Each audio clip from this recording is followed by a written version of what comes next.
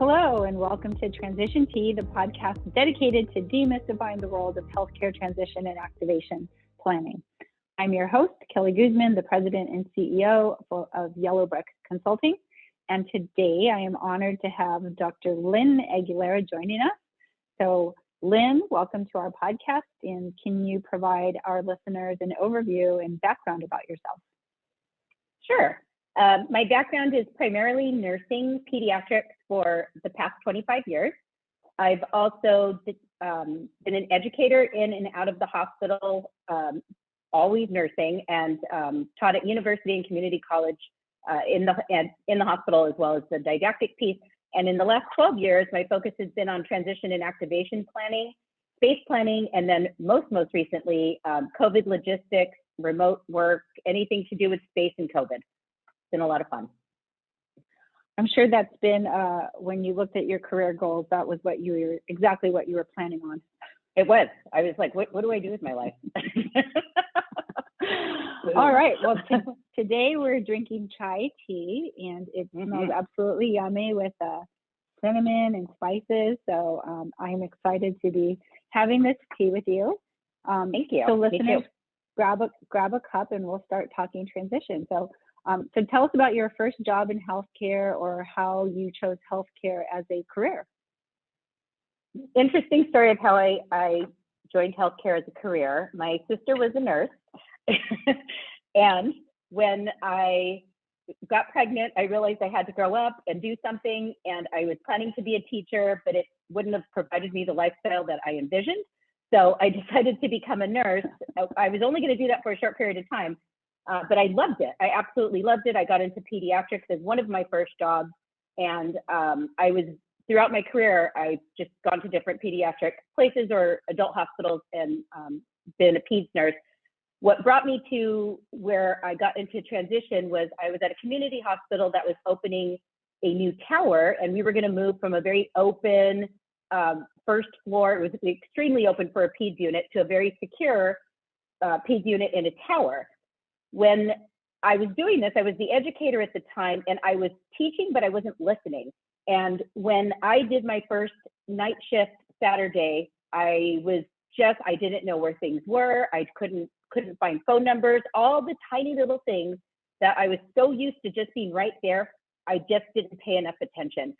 So that really got me very passionate. When I got the opportunity to do transition planning, it made me very passionate about finding ways to get that information and getting people to listen. So that's how I ended up here.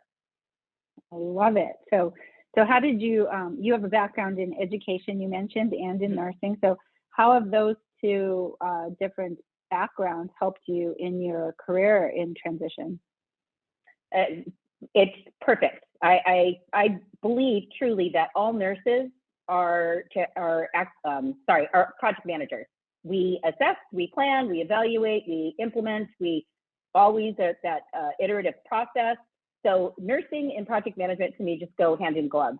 As far as the education piece, that's the piece where I can understand curriculum building. I understand adult learning. I learn about it. I'm constantly or continually refreshing how and learning how I can have people change, how to get people to learn. So all of my experiences are just very interesting. Even when we did the COVID response, at one point, some of my team members were like, this is transition planning. All of this is transition planning. So it's very interesting that everything kind of piled up upon each other, but it's been fantastic to what my career is now. Well, I love it. And so tell us about your current role. What are you doing now? Currently, I'm the Executive Director for Strategic Space Planning and Transition Strategy at Lucile Packard Children's Hospital, Stanford. We'll call it LPCH going forward. And I actually started as a consultant there, and one of the directors left right at the tail end of the project, and I'd been on the project for about 5 or 6 years. And it just made sense for me to step in that role as a consultant, but the director of the project. And as I just move forward, I just love it here. I love where I work. I love the people. I love the mission of the organization. And I was offered the opportunity to take on space and transition for our new Packard 3.0 West Building renovation. And I I just didn't want to leave at that point. So I became the executive director there. Awesome. So you obviously have lots of experience, and we'll talk about your first experience a little bit later, but are there any lessons learned that you've taken and that you've been able to apply to your role today from your transition projects? Yeah, I think one of the biggest lessons learned, and I think I'm pretty good at this in general, but listening and bringing in different thoughts, different cultures, different really ways of looking at transition and activation. There's millions of ways, just like nursing, there's a lot of ways to do one procedure, but standard is usually, somewhere in there, you're just going to get to the end. But I think it's listening. I think it's listening to the experts. If you bring in consultants, if you bring in people that you hired because they know something, listen. So I push that a lot too. It's like, why did we hire them if we're not going to listen? So I think it's a lot of that. And then every project is different. All the different people are different. So not just trying to push things. I think we're really good at that at Packard. We actually, one of our latest projects, we had planned a clinic and an infusion that right now are adjacent, and we were going to split them. And we already had the design done, both designs, and then we had imaging on the ground floor, and this was a go. All the money was spent, all these meetings were done. And then at the last moment, when we were really looking at workflow, it didn't make sense. And one of the physicians like, have you guys thought about putting them like both on the ground floor?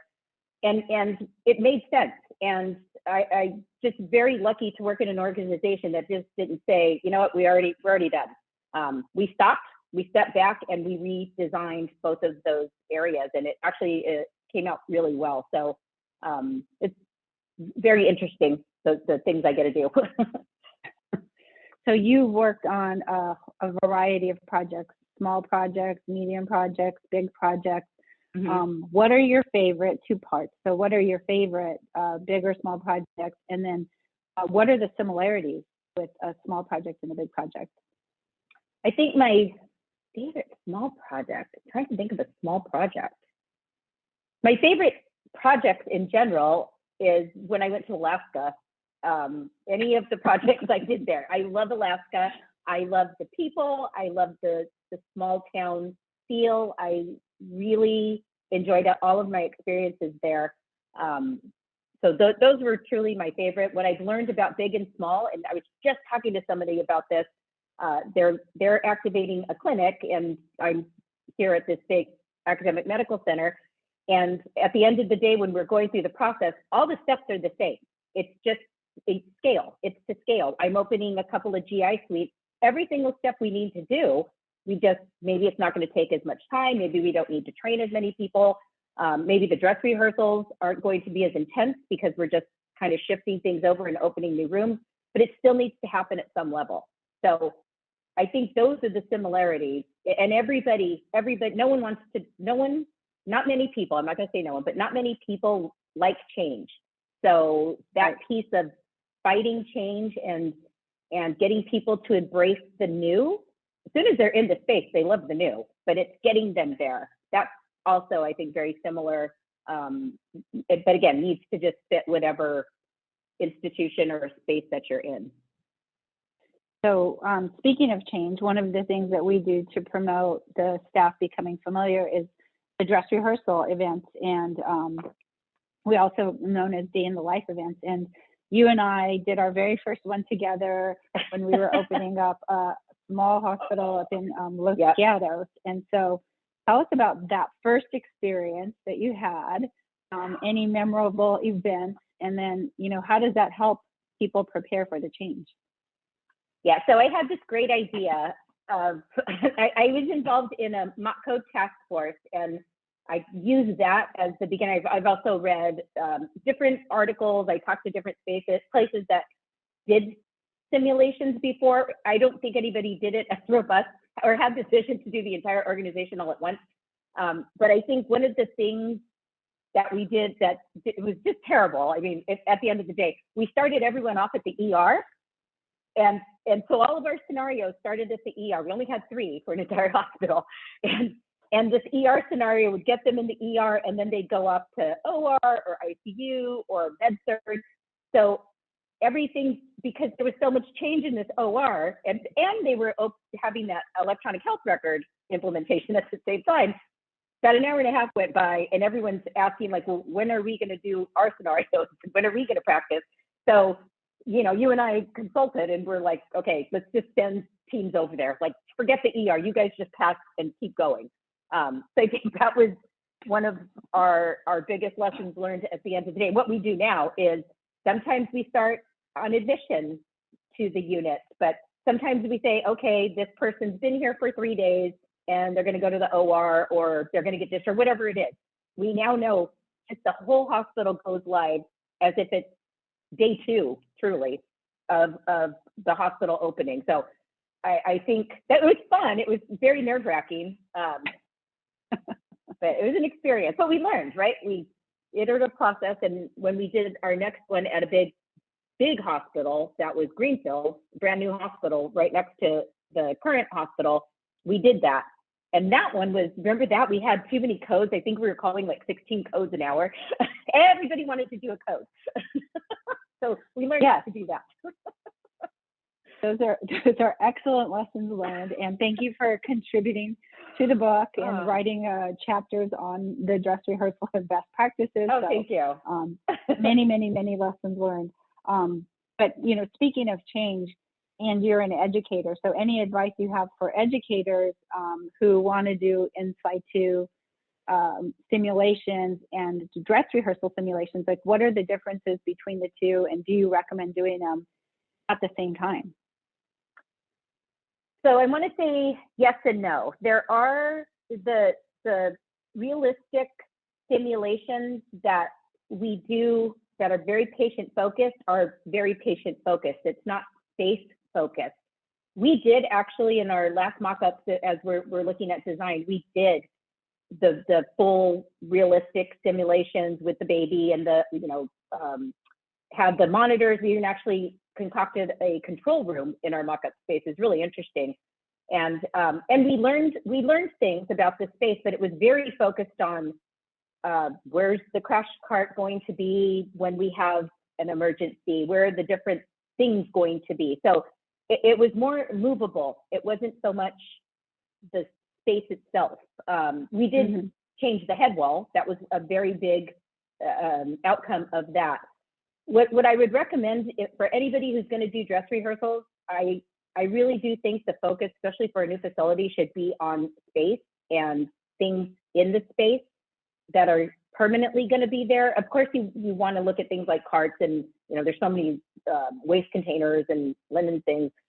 So you want to look at that as well, but really focus on the new and the different, because what I do as a nurse is not going to change. It's all the new and different that's really going to mess me up, like that Saturday night shift that I did. It was all the tiny little things I took for granted in my old space that I just didn't know anymore. And the other thing, one big piece of advice as an educator who has done hundreds of these, don't worry too much if people want to go outside of the scenario. If they want to skip a step because they've already gone through it and you're on your 3rd round, really be flexible. Really be careful if they start going towards the patient, because you're taking all these really smart people who are experts at their job, and now you're making them feel like brand new people, and that's not a comfortable feeling for a lot of people when you just don't know what you're doing. So sometimes they'll just go back to like, well, let's focus on what medication we should give, or that wouldn't happen in a code. And you know, it's hard. It's, you know, making sure that everybody goes through the process and feels new until they are experts in that space. So that's some advice I would give. Yes, and we've certainly seen that when we've had our dress rehearsals, where we have steps that we've worked with the team because we know that they're new workflow, and we are like, we have to get through these 22 steps is usually what we recommend. And then the staff want to go off and go to that comfort zone. So I think that's great advice. So yeah. As a project manager, so you've been both a consultant and you've been the director what do you think are the most important skills or kind of tools that you bring to your work to be successful?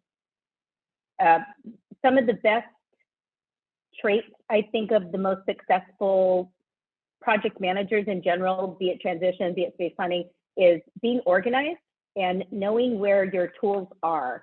So right now I'm working on, let's say, 49 projects, and they're all different. Whether it be space, like there's a dialysis change in the water system, but it's still impacting space and people. So making sure that when I create a document that's maybe a template, it goes in the template folder. If it's specific to this project, it's named. How do I name it? How do I refind it? How do I sort my emails? So it's really being organized with all of your, anything that has to do with that project, and having the ability to go back. And I recently had to find an email about space from 2 years ago, and I was able to find it because I knew which folder it was in. So that to me is one of the, if you're not an organized person, just start practicing on being organized, and looking to professionals or other people who are organized, and have them mentor you. One of the other things that I think is you should always do is checklists, and any kind of list, any kind of checklist that you have will save you, because if you don't do it, then somebody else can come behind you and check it off. So I really recommend, those are probably the biggest tools that I think is, no matter what we do in all of our transition and activation and space planning right now, and even COVID, it's checklists. So when we bring up a new vaccine clinic, we have a checklist that we know, get signs, get pass the travel, get, whatever. But to me, updating those checklists and having the checklists, those are huge. Yes. Thank you, Atul Gawande and the Checklist Manifesto. Yes. I know we're both big followers. So yeah. Is there a class or a skill that you dreaded learning that has proven to be invaluable in your work now? I think so. I'm trying to think, and I don't think I'm a learner. Even though I have my doctorate, I still take classes. I love to learn, even if it's painful. But I think probably when we change methodologies, that's always a little hard for me, because I just like to go with the one that I've learned. Right now we're doing ADCAR, which I really do love. It makes sense. It's your firm is doing that as well, which is fantastic. You have a lot of great tools that, as we're moving to ADCAR, I'm referring to. So it's been fantastic. But it's when we change the change management methodologies. Those are just like, why can't we just stick to it? But this one I like.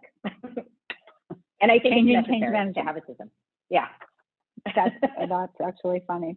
How about in the transition process, we do an assessment where we kick off the project and we put together the tools and get organized. And then in the middle, we do tabletops and workflow and education and training. And then at the end, we open up the hospital, we do the dress rehearsals, we do mock licensing, particularly in California.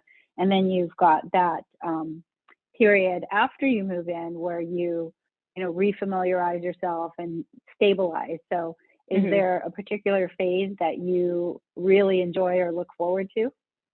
Training, dress rehearsals, all the fun, anything that has to do with the action. The planning piece to me is exciting, because I know what's coming, and again, making people excited for that.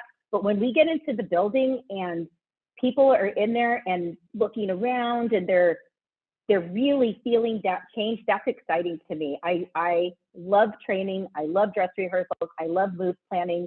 The move days sometimes is a little stressful for me when it's patient moves, only because people really get a little stressed out. So I can feel their energy. But those are the pieces that I really like.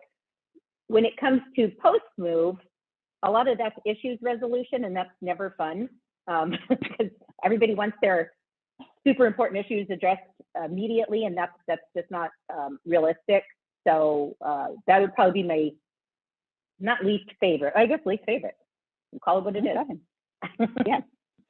So speaking of that, as you move in, how do you have any advice for people who are going to be moving in and have challenging either staff or physicians or community members, or people who make your job difficult? Any strategies to deal with that?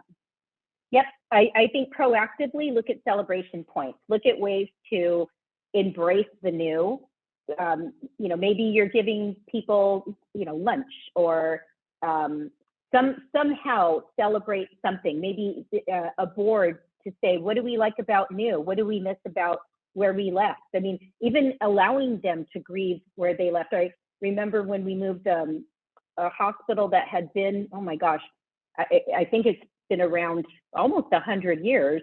And when they left that space, they wrote on the door, I'm going to miss the door that never closes in the break room. And I'm going to miss, walking through the parking lot with my friends. It gave me chills, but, and some of them were crying as they're writing things, but it was just a way to honor leaving, and that's okay.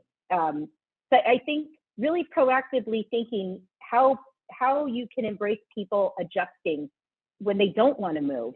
And a lot of times what I'll try to do is get the biggest naysayer and have them join as like a change champion, or, a champion for the project, and have them be the ones that are changing people. That's really been, I've tried it quite a few times, and it's been pretty successful, because they're the ones that, if I can convince that person, then we can get the others to go. Yes, I definitely learned that from you, and I definitely preach that to our team. So thank you. So a final question for you is just related to if you could provide advice to somebody, either a nurse or an educator, somebody in healthcare starting off their career. What are the most important qualities or kind of skills and paths to get into your role, either in transition or in space planning? Yeah, and I want to add project management to that as well. I get a lot of people coming to me. How do you, they always ask about classes for project management, and it's really something to experience. So you got to chip away at it. But I think what I would advise people is learn to be flexible. A plan rarely goes exactly how a plan is. So I work with people that just like, but that's not part of the plan. This is the next step. And it's like, you got to just be open to, this isn't working, let's shift left or right. So I think flexibility, I think communication, proactively communicating and learning to communicate with people. I think picking up the phone is a lost art. And I learned that from you. You've always told me, and one of the other things I'll jump into is get a mentor. But I think you told me after 3 emails, if you're still having to explain, pick up the phone. And I don't even go to 3 emails anymore. I literally, instead of emailing, I'll just pick up the phone. And it's solved. I think last night I was hanging out with my staff, and not last night, but yesterday evening. And I was going to each one, like, anything I could help you with, any questions you have. And I made 4 phone calls within probably a 45-minute period, and we resolved 4 things immediately. It was fantastic. So I think that, as I mentioned a few seconds ago, get a mentor, get a coach, get somebody who's willing to spend time with you and have a very prescriptive process of what you want from that mentor. So I'm lucky you're my mentor, and my current boss is my mentor. But when I choose to, I know you're so busy and she's so busy. So when I come to advice, I want to be very clear. I usually have written bullet points of what I want to ask, how do I handle the situation? And it's been extremely helpful. And the other thing is, join the organization that supports the work you want to do. So NIHD, Nursing Institute of Healthcare Design, Healthcare Design, the organization. I usually have my team look into those or join those. I have them read articles. I think that's really important, because these are experts in your field, and you can network with them. You can get a lot of good information. They're experts. It kind of goes back to what I said in the beginning, listen, and you'll learn from others. And I think joining those types of organizations and supporting them, becoming members, going to conferences, that's how you're going to learn the work, besides doing the work, but that's how you're going to do the work and learn it. I can say you definitely practice what you preach, because I know the reason that you came to the first project, I was like, hey, we need an educator. Do you want to come and be this director? And you're like, what are we going to do? I'm like, I don't know, but we'll figure it out. And jumped in and we learned, and we created that whole day in the life. And here we are, whatever it is, 12, 15 years later. So thank you for that. And we look great. And we look the same. Thank you for this is my sister, by the way. I don't think we mentioned that. I think most people know that, but anyway, so what did you think of the tea? I love it. This chai tea. I think it's great. And I think we need to share the story. We went to a project once, and Kelly had gone to the project and spoke to the client first, and then I went, and they're like, wow, you really look alike. I said, oh, she only hires people that look like her. And they believed me. And a year later, when we mentioned we were sisters, because we were talking about my mom or something, our mom, they're like, you're sisters? And I'm like, yeah. How can you not see it? So we learned, we do joke around. Yeah, we do joke around that we clarify it before we leave. But that was fun. Enjoy the tea. Thank you. All right. So I have some rapid fire for you.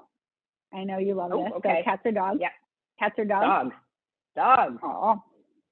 A nickname that your parents used to use on you and may still call you? Pooh Bear was my dad's nickname for me, and Bin, which is B-I-N because it rhymes with Lynn.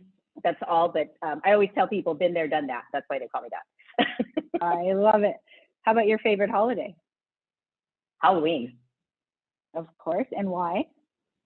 Because I get to dress up and be anybody I want, which kind of I do sometimes during the year, but it's fun. It's acceptable on Halloween. And my daughter's born on Halloween. And my granddaughter is born close to Halloween. There you go. Would you rather be able to speak every language or talk to animals? Speak every language. Because I feel sorry for people when they're trying to figure out something and they don't speak the language, and it just breaks my heart that I can't communicate to them. So I love animals, but I work with people. I love that answer.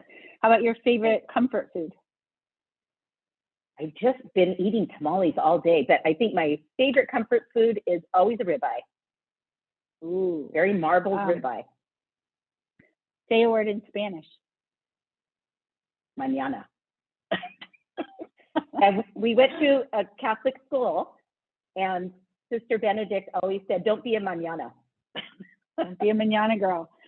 Yeah, don't be a mañana girl. And is double dipping ever acceptable at a party? Never. It's disgusting. That's how COVID started. And otters or baby Jason? Oh, that is not okay. Baby Jason, because Melissa and Christian, my son and daughter-in-law, will hear this. But I love me an otter. I know. Well, thank you, Lynn, for your time today. And if our listeners want to connect with you, what's your LinkedIn profile? It is Lynn Aguilera. Please reach out. You can direct message me if you have any questions, but happy to speak to you about any of the topics that I have expertise in. Thank you. So that'll do it for this episode of Transition Tea. On our next episode, we're going to be joined by another healthcare leader to chat over a couple of best practices, pour out over new insights, and steeping the next blend of transition and activation expertise. So thank you for listening. And if you want to hear more conversations like this one, please subscribe to our Transition Tea wherever you get your podcasts. And if you want to see live videos of our recording, you can follow us on our Yellow Brick YouTube channel. So thank you very much. Cheers.